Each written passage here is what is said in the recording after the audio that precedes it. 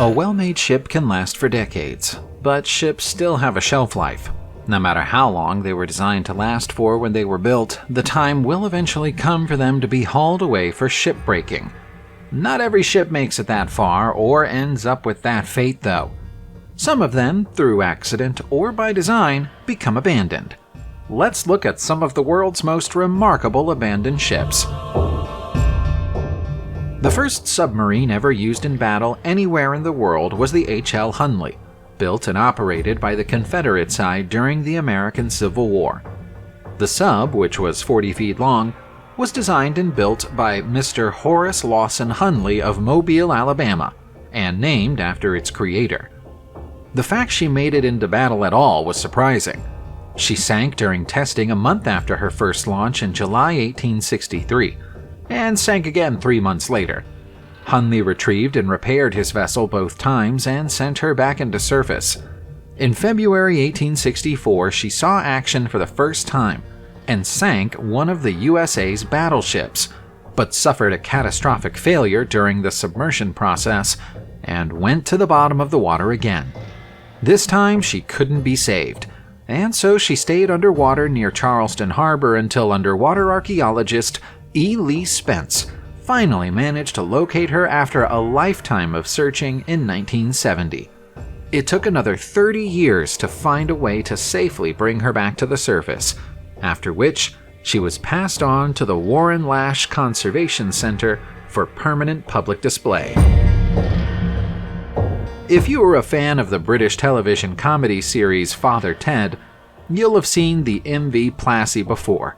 It's the shipwreck seen on the beach in the show's opening credits. Beaching on the rocks of Inisheer, Ireland in 1960 is how it ended its story, but the tale began in 1940 in England, where the Shakespeare-class naval trawler launched from the coast of Yorkshire under the name HMS Juliet and entered service as a minesweeper during the Second World War. When the war ended, the ship was sold to the Limerick Steamship Company and officially renamed MV Plassey. She spent 20 years carrying out cargo duties around the coast of Ireland, but was driven onto the beach during a storm. At the time, she was carrying a cargo of stained glass, yarn, and whiskey. Unsurprisingly, the whiskey made her a popular target for looting, and so after the Irish locals had successfully rescued the crew, they quickly returned to the vessel and made off with all the alcohol before the authorities could seize it. There's nothing of value left on the old wreck today, and despite the fact that it's structurally unsound, it's still occasionally used by children as a makeshift climbing frame. The steamboat known as the Mary D. Hume has effectively come home to die. It's the longest-serving vessel in the history of the Pacific coast, but now it's rotting away barely 200 feet from where it was built more than a century ago. Prior to her scuttling, she was in service for an astonishing 97 years. The Mary D. Hume was launched in 1881, built by a Mr. R. D. Hume of Astoria, Oregon, and named after his wife. She spent the first 10 years of her existence as a cargo vessel, working between Oregon and San Francisco. For a further 10 years after that, she was a whaling ship before becoming a towing service on Alaska's Nushagak River at the turn of the 20th century. After a quick stint in the state's fishing industry in 1914, she became a tugboat, a role she fulfilled for 60 years. Retirement finally came in 1978 when she was sailed back to Gold Beach. She's been there ever since, slowly collapsing into the water. But the fact that her location has been listed on the National Register of Historic Places means she'll be remembered forever. If circumstances were different, the Mamie S. Barrett would have celebrated its 100th year afloat in 2021 with parties on board to mark the occasion. The towboat was built in Jeffersonville, Indiana in 1921 and immediately became the flagship of the region's Barrett Towboat and Barge Line Company. She had grander things in her future than simple barge work, though.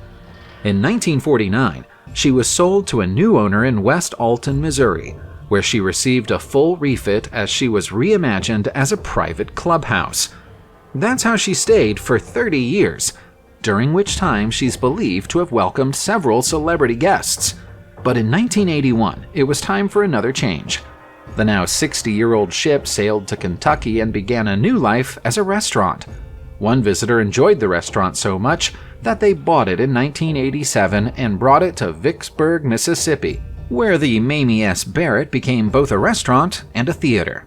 It might even still be open now were it not for the Great Flood of 1993. The catastrophic weather event ripped the ship away from Vicksburg and set it down in Louisiana's Concordia Parish, damaged and trapped. Nothing could be done to save her, and so she's still there now. The Mary Rose is one of the most famous British ships of all time. It was the flagship of Henry VIII's fleet. That tells you a lot about how old it is because Henry VIII died in 1547. She looks amazing for a ship of her age, and all the more amazing when you consider that she spent most of the past 500 years underwater. After being assembled in 1510, the Mary Rose was the pride of the king's fleet, until she was lost in battle with the French close to Portsmouth Harbor in 1545. That's where she stayed until she was raised in 1982. That was just the start of trying to preserve her, though. For the next several years, the vessel was sprayed with water and wax regularly as a capsule-shaped museum was literally built around her. Finally, in 2013, she was ready to be visited by the British public. She's fully dried out, doesn't require spraying with preservatives anymore, and should last for another 500 years. Many of the artifacts that were found on the ship when it was raised are now positioned around the museum, offering a unique insight into life in the Navy during England's Tudor period. In Russia, there's a ghost town that was once a Soviet garrison, right in the middle of the country's fabled land of fire and ice, Kamchatka. The town is hidden away in the snowy mountains of the region, where it was ordered to be built by Nikita Khrushchev in 1960 under the name Petropavlovsk-Kamchatsky 54. Submarines were both built and stored here. Unlike many facilities of its kind, this garrison remained in use after the fall of the Soviet Union, and was only abandoned after the administration of Boris Yeltsin ordered it to be closed down in 1996. The roads that led to the base were destroyed during the abandonment process, so today it can only be accessed by boat or helicopter. A single ship was left behind and is now rusting away in the harbor, where it's used as a landmark by modern-day ships for navigation purposes. The tourists who come here every spring have differing opinions about the base. Some of them describe it as hauntingly beautiful. Others don't see the beauty and describe it as eerie. How does it make you feel when you're looking at these pictures? While we're in former Soviet states, we should check out the ghost town of Moloch in Uzbekistan. Looking at it now, it's difficult to believe that this was a busy, bustling fishing port as recently as 50 years ago. In fact, it's hard to believe that it was a fishing port at all because there's no water here. The sight of rusting fishing boats in the middle of the sun-baked desert is a strange one, but it can be attributed to the fact that the Aral Sea is drying up at an astonishing rate. It was once one of the largest lakes in the world, but now it's less than 10% of the size it was in the 1960s. Unless action is taken to reverse the decline, it will have vanished completely by the 2030s. The water's edge is now an astonishing 90 miles away from Moloch, and so with nothing to fish anymore and no industry to sustain them, the city's residents simply packed up as many of their things as they could carry and left town in the early 1970s. Since they've been gone, oil and gas companies have started drilling into the former lake bed in search of fossil fuels they can extract and have had some luck, so Moloch might be reinvented as a mining town at some point in the future. There's a cove on the island of Zakynthos called Shipwreck Bay, and it owes its name to the wreck of the MV Panagias. That's a fact, but almost every other aspect of the life of the Panagias is a guess. The coaster ship is thought to have been built in Scotland during the late 1930s, serving as a trading vessel for almost 30 years under the name MV St. Bedan, before being sold in 1964, and then sold on again in 1975.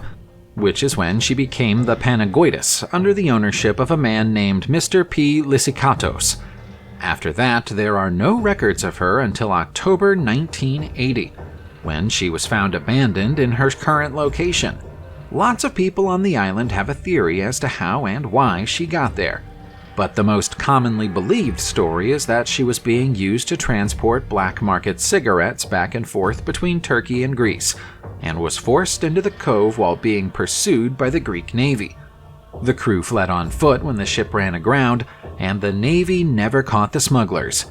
The Navy has never denied that version of events, so feel free to make up your own tale. The Costa Concordia disaster is one of the most high-profile accidents at sea in the past 10 years, mostly because of the strange story behind it. The vessel should never have crashed at all. There was nothing mechanically wrong with it. The only reason that the $600 million luxury ship struck rocks off the coast of Italy on January 13, 2012, is because Captain Francesco Schettino was attempting to show off to people watching him on the shore. Schettino was later tried and convicted for his role in the disaster, and his former ship was towed to Genoa.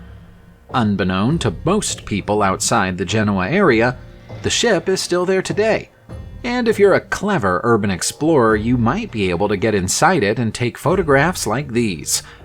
It's obvious from these images that the ship suffered badly in the incident and has also decayed a little in the years since then, but it's still possible to get a sense of how magnificent it must once have looked. The ship cannot be repaired and will eventually be scrapped, which is a huge shame. Had it not been for the captain's idiotic actions, it would probably still be sailing today. The Ghost Fleet of Mallows Bay was built and put on standby during the First World War. More than a century later, the wooden-hulled fleet is still waiting to be called up. The past 100 years haven't been kind to the unwanted ships, which were built cheaply with wooden hulls. The hulls have largely rotted away. Some of the vessels are half sunk, and local marine life has moved in to claim the space. You won't see any serving soldiers aboard these ships in Nanjemoy, Maryland, USA, but you'll see plenty of birds. The remains of just under 230 ships have been counted floating on this part of the Potomac River, making this the largest cluster of shipwrecks anywhere in the Western Hemisphere. Plans were made to scrap the fleet during the 1960s out of fear that they'd pollute the Potomac as they decayed, but a study found that the reverse was true. The wooden frames of the vessels pose no threat, and taking them apart now would severely disrupt the thriving ecosystem. They were allowed to stay in place on those grounds, and will remain here until they eventually crumble away to nothing. If you were to make a list of all the materials you might build a ship out of, concrete probably wouldn't be very close to the top. Nevertheless, the idea of concrete ships was briefly popular because of a shortage of materials and resources during and after the Second World War. Every nation involved in the war investigated the possibility, and you'll find the remains of the American attempt at Cape Charles in Virginia. The wrecks are known as Ktop's concrete fleet. There are 9 vessels here in total, and all of them had already been written off by the Navy as obsolete or unfit for purpose when they were dragged here in 1948. Upon arrival, the bilge-cocks of the ships were opened so they'd slowly sink to the bottom of the bay, thus becoming a barrier around the Chesapeake Bay ferry terminal. They're barely any use as a barrier anymore. The holes in some of them are so big that you could sail a small ship straight through them. Tourists like to get up close with them for photographs, but the local government warns against it on the grounds that any of the concrete ships could collapse at any moment. Let's finish off with the Oslam shipwreck of Batumi, Georgia. That's Georgia as in the European nation, not Georgia as in the US state.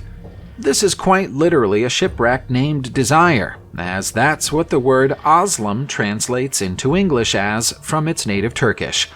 Batumi is the main coastal town in Georgia, and serves as a Black Sea port. The Oslam was approaching this port when the Turkish-owned tanker ran ashore and then became stuck. Rescue attempts were made, but the Oslam remained firmly stuck and eventually half sank. The other half of the ship has been poking out above the waves ever since.